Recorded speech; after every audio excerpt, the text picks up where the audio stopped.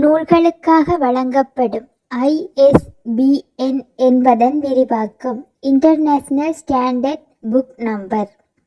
தற்போதைய கல்வி மற்றும் உயர்கல்வி பிரதி அமைச்சர் யார்? மதுர செனவிரத்ன. இலங்கை தகவல் தொழில்நுட்பத்தின் தந்தை என அழைக்கப்படுபவர் VK சமரநாயக்க. தேசிய கல்வி ஆணைக்குழுவின் தற்போதைய தலைவர் யார்? பேராசிரியர் சரத் ஆனந்த். இலங்கை பரீட்சைகள் திணைக்களத்தின் தற்போதைய ஆணையாளர் யார்? இந்திகா குமாரி லியனகே. தற்போதைய கல்வி அமைச்சின் செயலாளர் யார்? நலக்க கலுவவ. இலங்கை திறந்த பல்கலைக்கழகத்தின் தற்போதைய துணைவேந்தர் யார்? PMC திலகரத்ன.